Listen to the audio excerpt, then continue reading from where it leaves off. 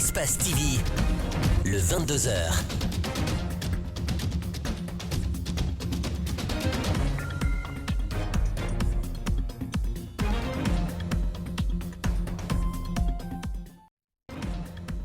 Au sommaire de ce journal, les victimes des déguerpissements de Kaporora, Équipé 2 et Dimes ont échangé avec le nouveau ministre de l'Urbanisme, de l'Habitat et de l'Aménagement du territoire ce vendredi. Rassuré au sortir de cette rencontre, le porte-parole du collectif a été ordonné par Ousmane Gawal de faire une demande de compassion.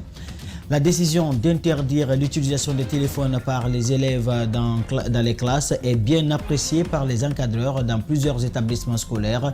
Ces acteurs du système éducatif disent être prêts à faire appliquer cette décision du ministre Guillaume Awing. Et en fin de journal, nous serons avec Djibril Ba, avec qui nous allons faire un tour d'horizon du traitement de l'actualité nationale par les médias locaux. Ce sont les titres. Bonsoir et bienvenue à tous.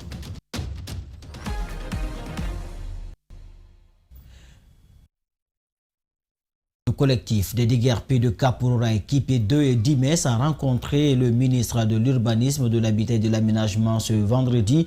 Au cours de la rencontre, Ousmane Gawal Diallo leur a promis d'accélérer le dossier afin qu'ils soient rétablis dans leurs droits. Interrogé ce samedi, Sambasso, le porte-parole du collectif, s'est dit rassuré par les propos du ministre et envisage de faire une demande de compassion ordonnée par le ministre Ousmane Gawal Diallo. Il est au micro de Fatoumata Kondé.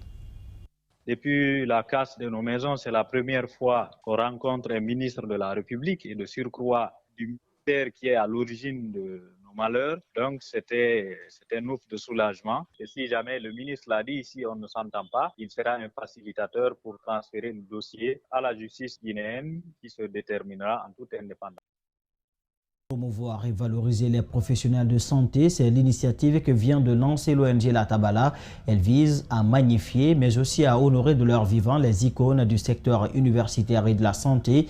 Premier du genre, c'est le professeur Ibrahima Baldé, reconnu comme le père fondateur de la chirurgie pédiatrique en République de Guinée, qui a été célébré suite aux nombreux services qu'il a rendus à la nation. Plus d'explications, c'est avec Antoinette Dédé-Onevogui et Amara Alexila. Cette initiative va concerner l'ensemble des cadres qui se sont distingués dans l'enseignement et dans l'exercice médical. En présence de ces étudiants, le père fondateur de la chirurgie pédiatrique en Guinée, le professeur Ibrahima Baldé, a été honoré et gratifié. Des personnes comme le professeur Baldé qui ont sacrifié leur temps et leur vie pour ce pays, ils doivent être célébrés et honorés pendant qu'ils sont vivants. Tour à tour, ils ont fait des témoignages en faveur de celui qu'ils qualifient de pédagogue réputé. Il ne faut pas être un homme de succès, mais un homme de valeur. Vous avez été un homme de valeur. Il est aussi très généreux, oui, parce qu'il assiste à toutes les cérémonies, qu'il soit invité ou pas, lorsqu'il s'agit d'un médecin, un ami, un voisin et même un ennemi. Je me rappelle encore, c'était au niveau du bâtiment 2, vous nous avez dit ceci. L'ostéomyélite d'un enfant, c'est une urgence. L'antibiotique dans le quart d'heure, plâtre dans l'heure, traité comme ceci, ou traité à coup sûr, c'est traité trop tard. Nous n'avons pas oublié ça 35 ans après. Professeur Ibaldé a formé plusieurs générations de médecins à travers la sous-région, dont certains poursuivent maintenant une carrière internationale. Il y a beaucoup d'atouts à l'actif du professeur Ibaldé. Il a fait former des Guinéens spécialistes en Côte d'Ivoire, en Allemagne. Il les a envoyés partout. Il nous inspire de nous améliorer dans le cadre de notre travail parce qu'il a, durant toute sa carrière, contribué activement à l'amélioration de la santé des populations guinéennes. Personnage emblématique de la médecine guinéenne, le premier président de l'Ordre national des médecins a bénéficié d'un satisfecit et de l'effigie mère et enfant pour lesquels il a longtemps œuvré. L'actualité également, la date du dépôt des dossiers de candidature pour le Conseil national de transition est arrivée à terme ce jeudi. Jusque-là, plusieurs acteurs trouvent les démarches de leurs pairs inadmissibles. C'est le cas du secteur informel où certains citoyens ont posé leur candidature au nom du 10 secteurs, dénonce le président des réseaux et associations. Reportage Zena Bagora, Kieron Sadouba. Composé de 15 ONG et 46 associations, le réseau des associations des commerçants, entrepreneurs, marchands, artisans et amis de Guinée dénonce l'attitude de ceux qui se sont présentés au CNT au nom du secteur informel. Il y a un groupe d'individus qui se fait appeler secteur informel, qui veut caporaliser le truc. Alors ces messieurs même ne sont ni légitimes, ni légaux, ni opportuns de parler du secteur informel, à partir du moment que certains sont industriels. Un industriel ne peut pas parler du secteur informel. Au RACEMAC, le choix est déjà fait.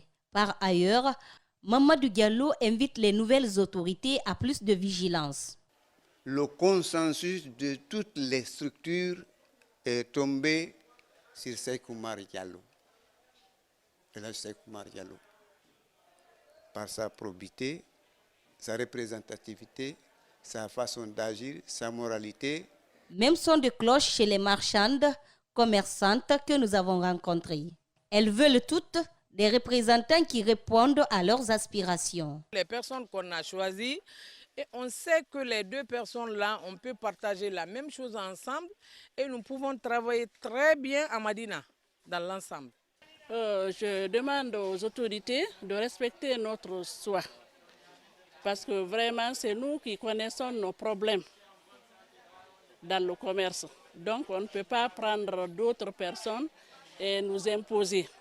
Au total, ce sont 2 places qui sont réservées au secteur informel. Il reste donc à savoir si les représentants choisis seront du goût de ces acteurs. Le même sujet alors que la course au CNT suscite un climat de méfiance et de défiance. Certaines formations politiques ont déjà commencé à préparer les prochaines élections. C'est le cas du PUP du fait général Lansana Conté qui a reçu la fédération de Kisoso, donc fédération un quartier de la commune de Matoto. 6 comités de base et 2 sections ont été validés par Fodé Bangoura, Nimatoulaye Baldé, Yacouba Traoré. Le QG du PIP ne désemplit pas les week-ends. Ici, on ne parle pas du CNT, mais la mobilisation des militants pour les prochaines échéances électorales. Un travail de fond minutieusement fait. Aujourd'hui, la fédération de Kisoso est venue réitérer son soutien au parti. Sur place, 6 comités de base et 2 sections ont été validés par Fodé Bangoura. Nous avons eu un temps où nous avons mâché nos piments. Ce temps est passé. Nous voulons prouver à la Guinée, aux Guinéens, que le PUP vit et vit bien. Et que le PUP souhaiterait participer à la vie nationale guinéenne. C'est ce message, c'est notre objectif. Tous ceux qui étaient avec nous hier, qui étaient partis à un moment donné pour une raison ou pour une autre, vous avez constaté, sont en train de revenir. C'est cela, ce que nous demandons. Ils ont constaté, ils ont fait leur analyse. Si c'était mauvais au PUP, je suis convaincu qu'ils ne seraient pas revenus. Mais s'ils viennent, c'est qu'au PUP, il y a quelque chose qui marche. Le message est clair. Les militants sont déterminés, ils le font savoir. On lance à M. le Président du parti que vraiment nous sommes engagés farouchement pour la réussite du parti. Nous sommes prêts à accompagner le bureau politique national pour les élections prochaines. Après le décès de Lansana Conté, le PIP n'a participé qu'à l'élection présidentielle de 2010, aux élections communales de 2018, où le parti a eu des conseillers à Moyenne-Guinée, à Dubreka, Tondon et Dabola. La transition en cours dans le pays est perçue par beaucoup de personnes comme une chance ultime. Alors, depuis le 5 septembre dernier, un peu partout dans le pays, des actions se multiplient pour le maintien de la paix et la quiétude sociale. À Tomboulia, dans la commune de Matoto, ne reste pas en marche. Là-bas, une lecture du Saint-Coran a été organisée pour la réussite de cette transition. Mamadou Saliouba, Abdoulaye Kamara. Pour la réussite de la transition, ils ne ménagent pas leurs efforts. Ces jours-là, à la grande mosquée de Tomboulia, c'est le secrétaire général aux affaires religieuses en personne qui est venu assister à une lecture du Saint-Coran pour la paix et l'unité nationale. Sans la paix, aucun progrès n'est possible. La lecture du Saint-Coran pour nous est une manière de faire appel à la miséricorde et la clémence du Tout-Puissant, faisant la paix et la cohésion sociale. Ces dernières années, plusieurs personnes sont tombées sous les balles. Des centaines de blessés, des biens détruits, un climat de méfiance et de peur né de la volonté de l'ancien président de briguer un troisième mandat. À Tombolia, comme un peu partout dans le pays, personne ne veut revivre ce qui s'est passé. Nous avons initié cet après-midi cette cérémonie pour implorer, demander à Dieu que ce moment de transition, que nous la passons dans les conditions les meilleures. Parce que si cette transition se passe bien, c'est une nouvelle reconstruction qu'on est en train de revivre. Donc on prie Dieu, on prie pour le président de la République, nous prions pour le peuple de Guinée, parce que quand le président a la tête tranquille, le peuple aura la tête tranquille. Invité à cette cérémonie, le secrétaire général aux affaires religieuses venu transmettre les remerciements du président Mamadi Doumbouya. Vous n'êtes pas sans savoir que la réussite de période de transition dépend du fait que la transition soit une transition apaisée, soit une transition unie. À l'origine de cette initiative, des jeunes de Tombolia qui comptent organiser dans les mois à venir des campagnes de sensibilisation dans plusieurs quartiers de Conakry et de l'intérieur du pays pour une bonne marche de la transition. Les gestionnaires des établissements scolaires saluent la décision du ministère de l'enseignement préuniversitaire et de l'alphabétisation interdisant l'utilisation de téléphones par les élèves dans les écoles publiques et privées. Selon eux, il était temps que le ministre mette fin à cette pratique qui gangrène le système éducatif guinéen. Ils se disent prêts à appliquer la mesure dans leur établissement. André Mossi et Milmono, Aboubakar Din Kamara pour les détails. Désormais, aucun élève ne sera autorisé à utiliser un téléphone dans l'enceinte de l'école. Les chefs d'établissement scolaire trouvent salutaire cette décision du département de tutelle. L'utilisation du téléphone à l'école, selon eux, empêche l'élève d'étudier normalement. Je m'inscris sincèrement dans cette décision du département. Un enfant qui est en situation de classe ou qui se trouve dans un établissement scolaire, qui a un téléphone, qui est connecté, dites-moi la vérité. Est-ce que cet enfant-là peut concevoir et comprendre le sens et l'objectif du cours qui est dispensé par l'enseignant ou alors par celui qui est en dehors de l'école? Certaines écoles comme celle-ci ont dans leur règlement intérieur l'interdiction de l'utilisation des téléphones pendant les cours. Ils estiment que la mesure ne souffrira d'aucune application. Le censeur et le directeur des études, alors chacun a un numéro qu'il laissera à la disposition des élèves ou à la disposition des parents d'élèves ici pour des éventuels appels, pour des cas d'urgence. Voilà. Pour que, en cas si le parent a besoin de son enfant, il passe par l'un de ces numéros pour qu'on puisse joindre l'enfant. Chaque matin, autour du mois, on donne des informations. Et un élève qui sera pris avec le téléphone est confisqué jusqu'en fin d'année. Même son de cloche chez la plupart des élèves. Ils se disent prêts à respecter ces nouvelles mesures leur permettant de bien préparer les examens de fin d'année. On ne peut pas envoyer un téléphone ici parce que ça perturbe les cours. Parce qu'on constate aujourd'hui, les élèves, quand ils envoient des téléphones ici, ils s'asseyent derrière ici, c'est pour regarder des films. Il ne faut pas que les gens prennent ça comme si c'est quelque chose de mal. Ça y va dans notre propre intérêt. Le ministre de l'enseignement préuniversitaire et de l'alphabétisation interdit également dans les écoles l'utilisation de tout objet connectable tel que les tablettes, montres et écouteurs Bluetooth. Restons toujours dans le volet éducation. Le ministre de l'enseignement préuniversitaire et de l'alphabétisation a procédé ce samedi à l'inauguration de 3 écoles primaires dans la commune de Kaloum. Elles ont été toutes rénovées grâce au budget national de développement. L'objectif est de répondre aux besoins d'infrastructures scolaires, une des priorités du gouvernement de transition. Justin Leno, Djibril Kabak Kamara.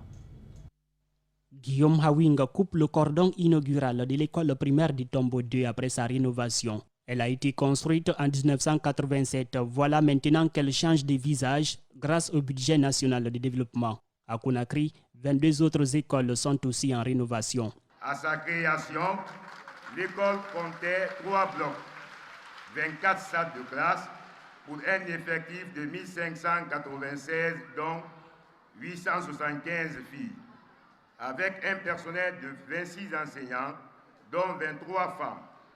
À nos jours, l'infrastructure comprend un logement du directeur et 3 blocs qui abritent les salles de classe et les bureaux.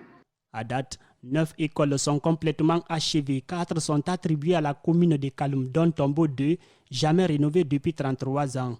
L'école primaire de la gare et Almamia a toutes inauguré ce week-end. Ces écoles, à l'état initial, si vous veniez, vous ne pouvez pas faire 5 minutes ici, parce que c'était dans un état piteux. C'est avec 20% que nous avons terminé ces travaux.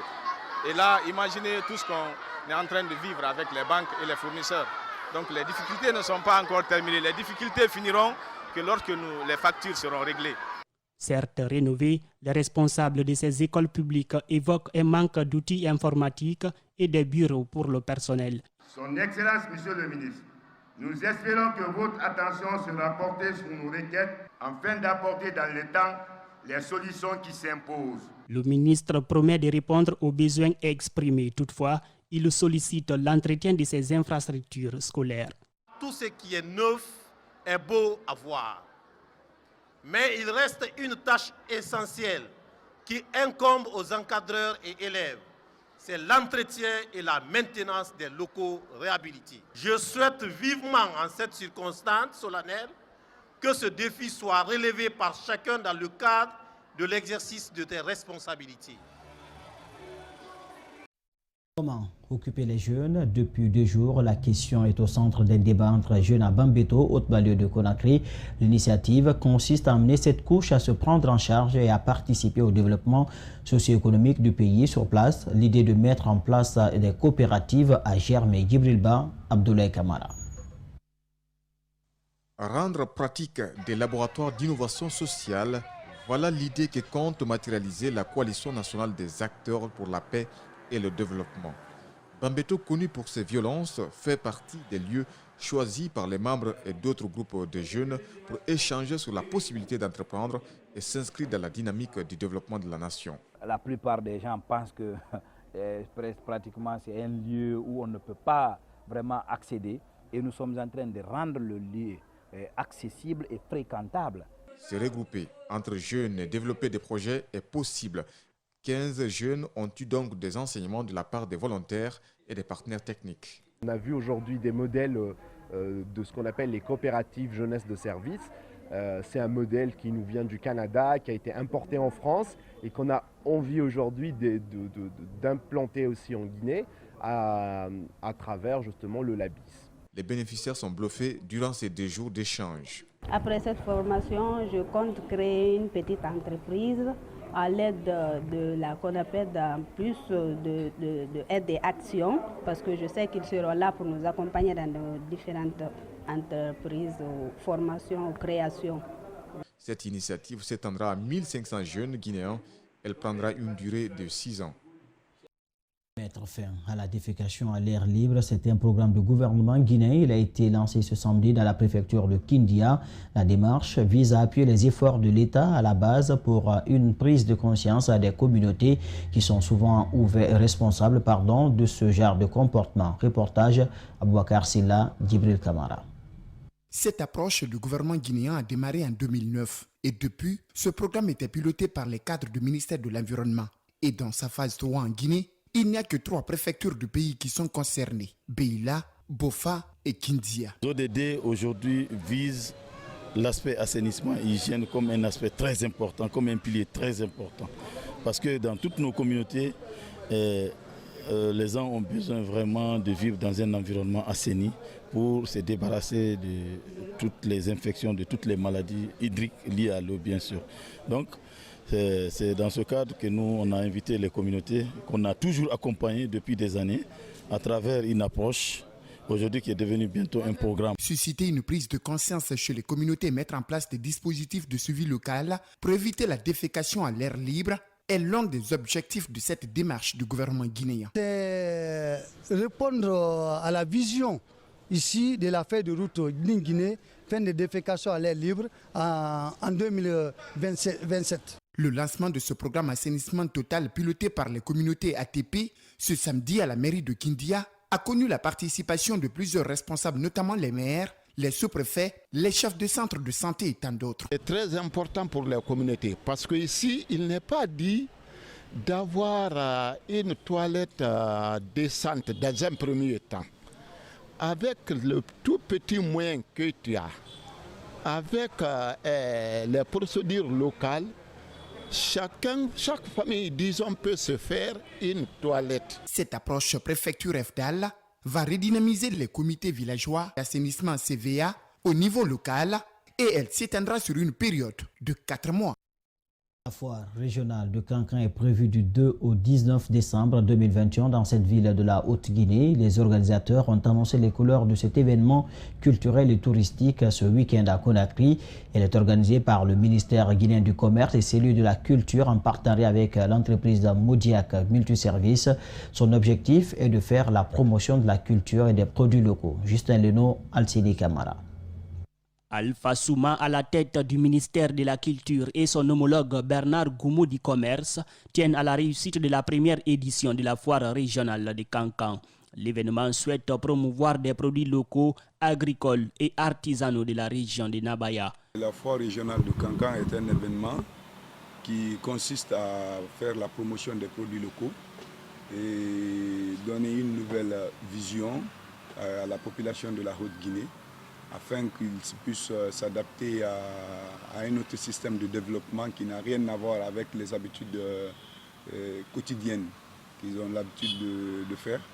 Et en plus, c'est donner une sorte d'émergence à la jeunesse, aux femmes.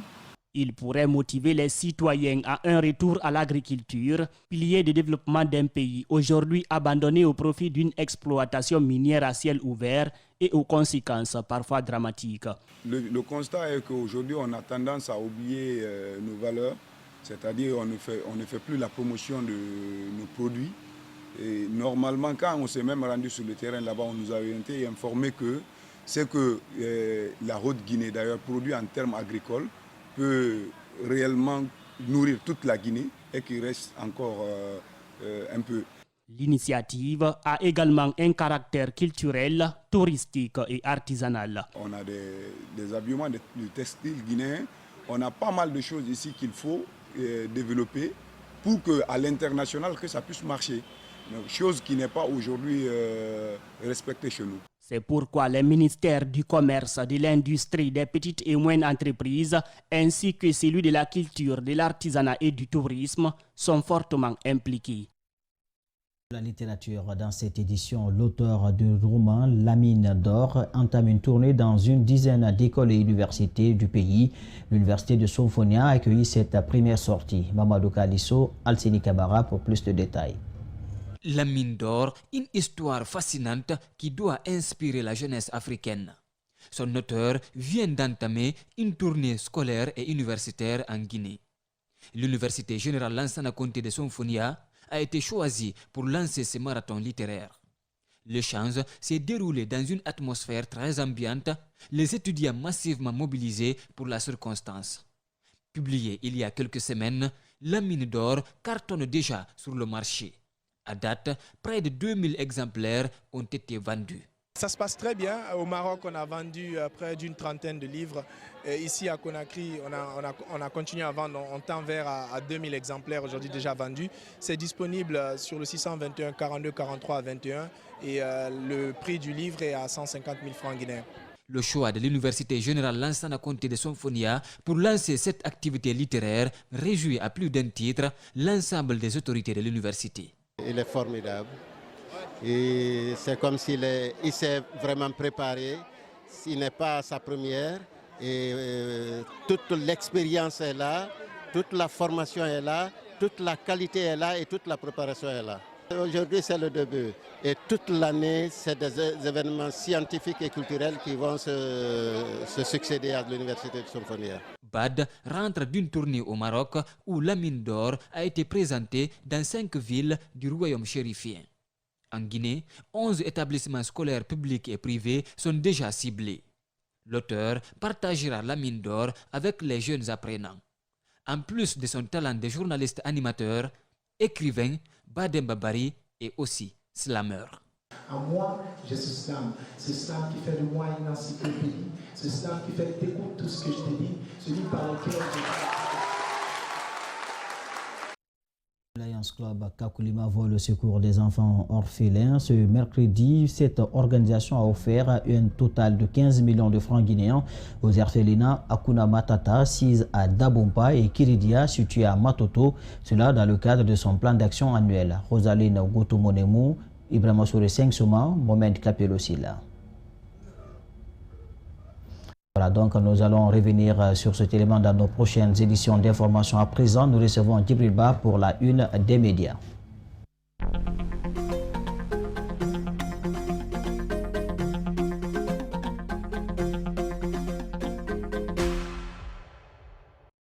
Sur ce plateau avec moi, Djibril Ba, bonsoir. Bonsoir Idriss Abari. À la une des médias, le décès de Massila, les journaux et les sites comme une déferlante. Oui, Idriss Abari, cette semaine, le décès de Massila a eu l'effet d'une bombe chez l'opinion nationale et une blogueuse qui s'est exprimée dans les colonnes du site d'information, le Lynx.net, elle dit « Le cas de Massila est bouleversant en ce sens qu'elle a dû lutter en plus de son genre féminin en sa défaveur contre la précarité pour avoir accès à des soins. » Il y a des Massila, et elle continue pour dire quoi? Pour dire il y a des Massila parce qu'on n'apprend pas aux garçons à contrôler leurs pulsions sexuelles au travers de l'éducation, comme la société le fait si brutalement, si hardiment avec les femmes, allant jusqu'à leur couper le clitoris pour les empêcher de jouir. Et puis, sur la page du site d'information, la Guinée.info, l'ami de Massila, s'est exprimée, donc celle qui a accompagné Massila à Tunis.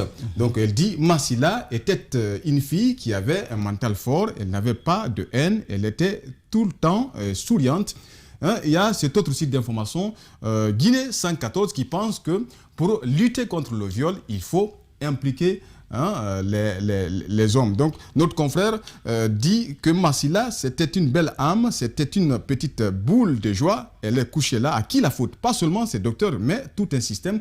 Encore une fois, notre confrère interpelle les uns et les autres pour trouver des résolutions et interpelle aussi l'État à prendre ses responsabilités. Donc notre confrère conclut pour dire que le viol n'est pas une affaire des femmes. Il y a ce journal, l'Aigle Info, qui a été vraiment dur par rapport au cas de Massila. Donc le journal titre « Massila violé par des médecins ». Et puis sur la photo de l'article, on peut lire sur une banderole « Mon médecin, mon violeur, mon médecin, mon assassin, justice pour Massila ». Alors, dans l'actualité également qui a été beaucoup traitée par les confrères, c'est cette actualité, les DAF et les responsables des EPA qui sont sommés de déposer leurs documents de voyage selon le site guineanews.org. Effectivement, Idriss Abari, les concernés sont intimés de rendre à la fois leur passeport de service personnel et diplomatique, en tout cas pour ceux qui en ont. Et puis, notre confrère a fait cette enquête pour dire que depuis quelques semaines, le CNRD, le Comité national pour le rassemblement et le développement, était sur pied pour faire des audits, pour faire des enquêtes. Donc, à l'issue, au terme de ces enquêtes, il s'est avéré qu'il y a des découvertes surprenantes, des résultats surprenants. Il y a un directeur d'NEPA qui aurait à son solde créditeur de 37 milliards de francs guinéens. Imaginez, ça c'est dans son compte, ça peut construire une école dans votre village Taran et dans d'autres villages des 33 préfectures de la Guinée. Et puis, il y a un DAF d'une haute juridiction qui aurait 15 milliards sur son compte. Donc c'est encore une fois hallucinant et surprenant. Il y a ce site d'information avenirguinée.net qui est revenu sur ces dossiers, sur cette enquête. Donc le site d'information titre « Le CNRD prend une décision sévère contre les DAF et directeurs des régies financières ». Justement, la course aussi au CNT, mésentente toujours entre les politiques. Oui, Idriss Abari, c'est l'Indépendant qui nous l'apprend cette semaine. Donc l'Indépendant relaye les propos de Mamadou Sylla, de l'IDG, de la Corède. Donc Mamadou Sylla dit qu'il faut se rabattre maintenant au MATD, au ministère de l'Administration du Territoire, qui est censé aujourd'hui de trouver une solution à cette incompréhension, à cette mésentente. Et puis Mamadou Sylla s'offre Ousmane Doré. Vous savez, Ousmane Doré, c'est le médiateur. Voilà, c'est le médiateur dans la répartition des places au niveau du CNT. Donc, il a dit dans les colonnes du journal, tu ne peux pas être juge et parti. C'est ce qu'on lui a dit dit, on pensait qu'il est intelligent, mais il n'est pas intelligent. Si on sait que tu vaux quelque chose, on va forcément te donner quelque chose. Et puis, il y a ce journal, l'Aigle Info, qui est revenu sur cette actualité. Donc, le journal aussi, c'est-à-dire a parlé du pathétique combat mené par Ousmane Doré. Donc, c'est une manière d'ironiser. Et ensuite, le journal est revenu sur cette rencontre qui s'est tenue dans un hôtelier de la place. Donc, juste pour revenir sur ce qui a été dit, sur les critères qui ont été proposés par Ousmane Doré. Et ensuite, il y a notre confrère, le Lynx.net, qui a parlé de ce désaccord, de cette incompréhension entre les acteurs politiques. Donc, notre confrère a relayé les propos du docteur Faya Milimono. Donc, Faya Milimono pense, il affirme qu'il y a deux écoles de pensée qui s'affrontent. Donc, il y a une qui pense à son intérêt personnel, à son intérêt partisan. Il y a la deuxième école qui pense à l'intérêt général. Donc, Faya Milimono pense de façon générale qu'il faut miser sur les profils des hommes et des femmes qui sont capables de représenter la classe politique au sein du Conseil national de la transition, le CNT. Autre actualité débattue par les médias, c'est le cas Alpha Condé et sa bande de 19. Que veut dire alors, Djibril Ba, le journal Le Populaire? Oui, effectivement, Idrissa, c'est ce tabloïd, c'est cet hebdomadaire qui est revenu à cette actualité. Donc, notre confrère nous dit ils sont 19 anciens ministres, personnalités sulfureuses et hommes d'affaires controversés.